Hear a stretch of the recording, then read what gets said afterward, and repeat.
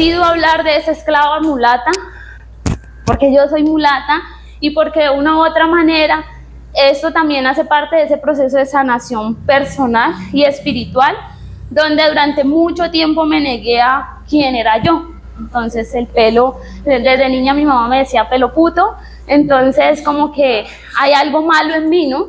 El tema de la nariz, que siempre fue motivo de burla entre los otros niños o entre mi misma familia, pero pues una nariz afro.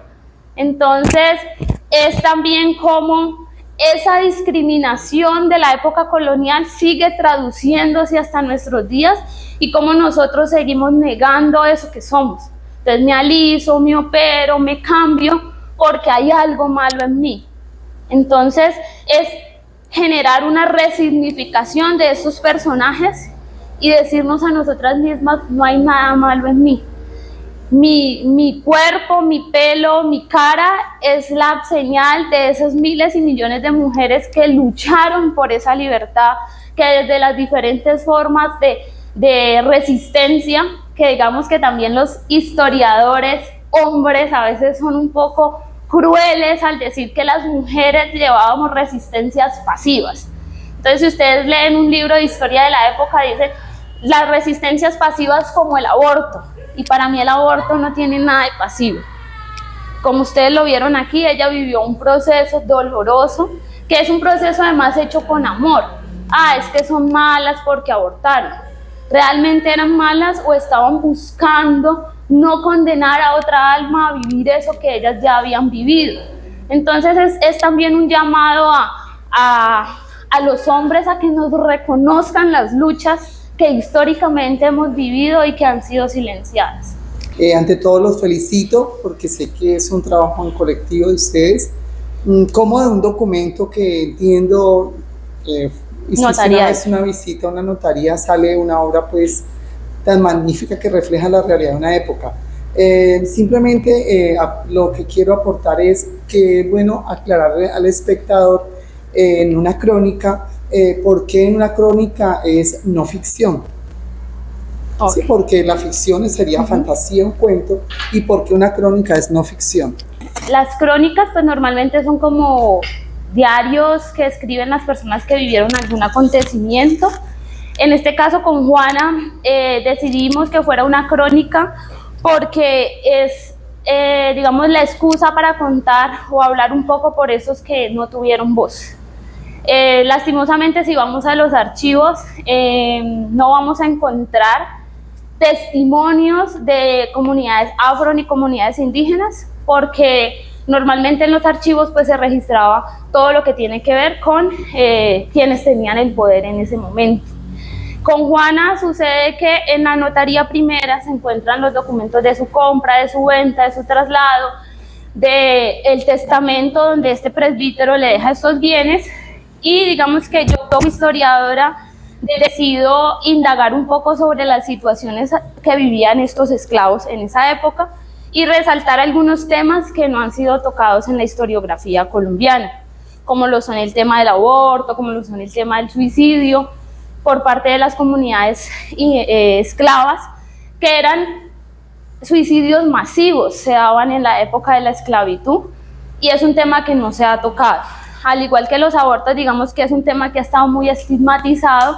Entonces, a pesar de que esta historia, como ustedes la ven aquí, no se encuentra en la notaría, sino que en la notaría simplemente son documentos de compra y venta, en ese proceso de investigación donde empiezo a mirar, bueno, otros testimonios de cronistas de la época que sí registraron en sus diarios estos procesos, pero que digamos dentro de los libros de historia pues no ha habido importancia por resaltar estos procesos.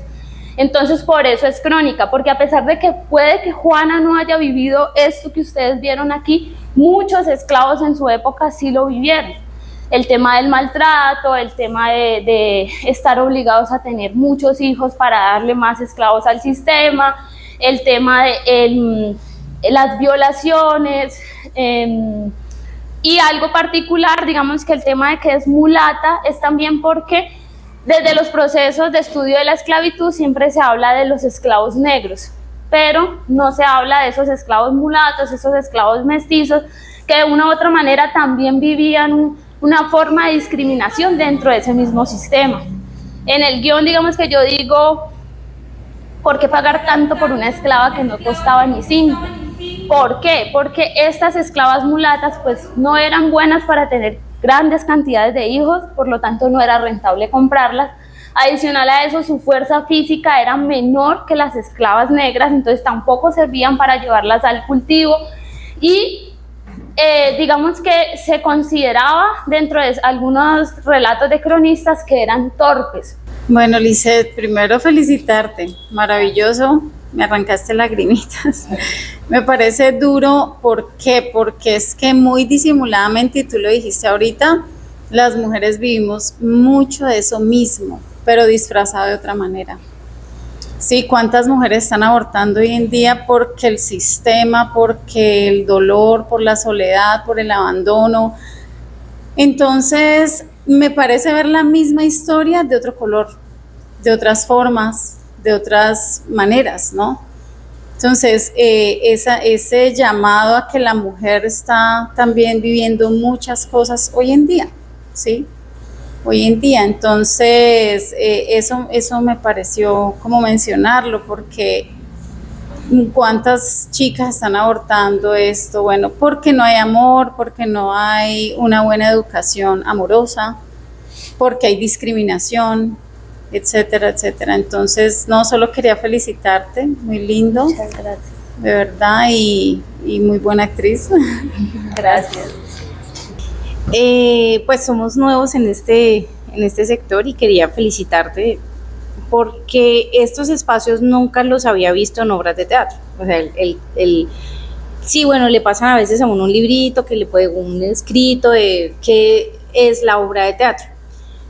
Pero seguramente todos los que estuvimos aquí vimos algunas partes y interiorizamos sobre lo que estabas interpretando, pero explicarlo como que amplía el panorama y dice, ay sí, o sea, es como mucho más fuerte.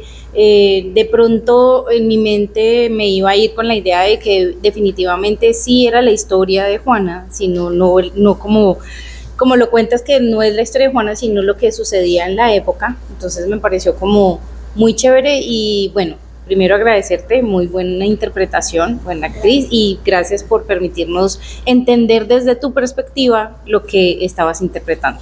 Muchas gracias.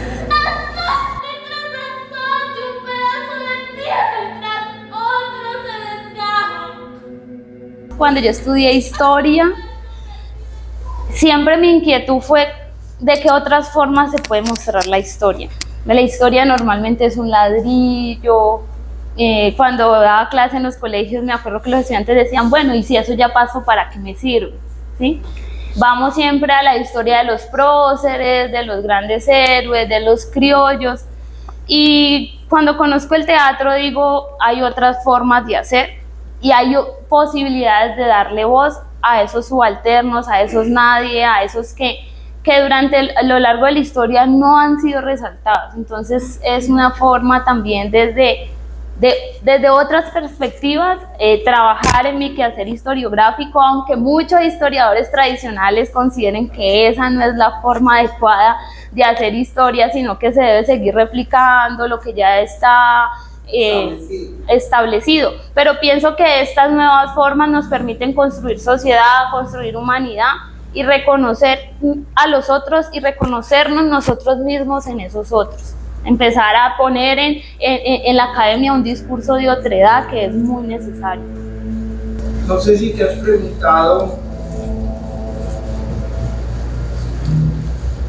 sobre los rituales que se llevaban a cabo por diferentes culturas, digamos, negras, países africanas, vinieron a esta parte de la tierra, y de las culturas indígenas que estuvieron y que están presentes, que vivencian rituales y que entran al mundo del invisible. Es otra forma de investigación que pienso que es válida y no académica, entrar al mundo de los espíritus para averiguar cómo vivían estas culturas, entrar a lo cristino, a lo arquetípico, parece que es el momento de que se muestre este increíble mundo, las diferentes formas de acceder al conocimiento profundo, no solamente de la selva, de las plantas, sino cósmicas, ¿sí? A través de lo ritualístico. Si yo, por ejemplo, te pudiera hablar del PCC,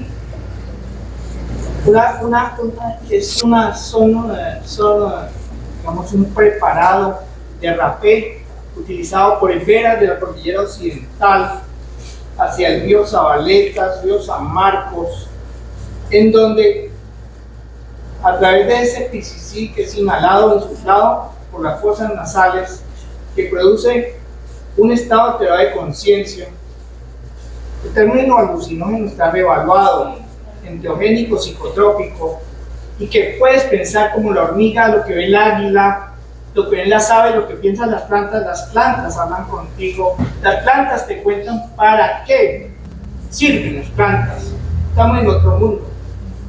Sí, entonces, es como una apreciación, el afilbo, por ejemplo, Calvo, que fue traído de España y que habla de la planta sapiens, más allá de la, digamos, de la mirada zoocéntrica, hacia una mirada de la psicología de las plantas, porque es que las plantas piensan, sienten.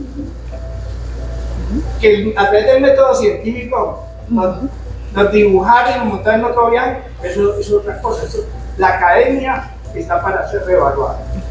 Bueno, pues realmente sí estamos por la línea de lo histórico y lo ancestral.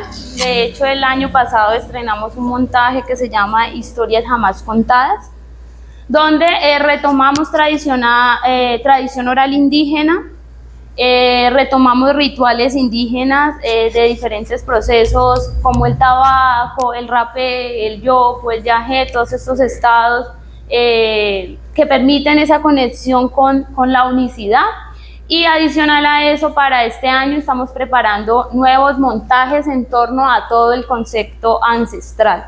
En el marco de nuestro segundo Festival de Teatro Histórico de Palmira, en el primer festival tuvimos la visita de algunas comunidades indígenas, tuvimos conversatorios sobre economía alimentaria, sobre el manejo de las plantas medicinales, y para este año, en el marco del festival, pues también van a estar estos temas que, como usted lo dice, hacen parte fundamental de los procesos histórico-ancestrales que han sido relegados por la academia.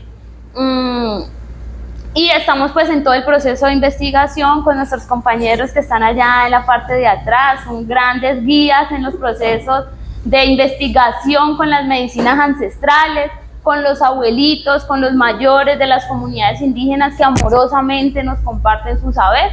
Y es también, obviamente, desde nuestra perspectiva de teatro histórico y ancestral, es traer a escena ese conocimiento que los abuelitos nos permiten, nos comparten, para que la sociedad empiece, como usted lo dice, a reevaluarse en el saber. El proceso de escritura de Juana tiene mucho de eso, porque cuando yo encontré los documentos notariales, pues ellos no dicen nada. Ellos dicen se compró, se vendió, se trajo, se llevó, pero algo muy comercial. Y veníamos en un proceso de quiero escribir algo de ella, pero no sé qué escribir, pero no encuentro qué escribir, y en ese momento nuestros compañeros amorosamente nos compartieron el abuelito tabaco a través del rapé, y en un proceso también de introspección con el rapecito, era como que quiero conectar con esa alma, con esa Juana que vivió aquí, que me cuente un poquito de su historia. Entonces, después de un proceso, tuve un sueño, fue un viaje completo con Juana, donde digamos que surgió todo esto que ustedes vieron en escena. Yo siempre hago la aclaración, yo no lo escribí, eso me lo contó Juana, hoy no lo hice, pero sí, normalmente siento que es ella hablando aquí, y es gracias a esos abuelitos que nos permiten conectar con como usted lo dice, con lo intangible, pero que está ahí siempre. Y también he llegado a la conclusión de que esto también hace parte de las memorias de mis ancestras, que esto no llegó ahí porque yo me lo inventé y ya, y tuve un sueño que fue simplemente producto de mi imaginación, sino que tenía mucho que sanar con todo lo que se muestra aquí, con el tema del abuso, con el tema del aborto, con el tema del suicidio, con también esa sanación de ese linaje ancestral que a lo largo de la historia, digamos que de una u otra manera se ha repetido en mi familia, y que, como lo digo últimamente, yo soy la última, les agradezco a todas, yo soy la última y de aquí en adelante mi linaje viene a crear humanidad. Felicitaciones.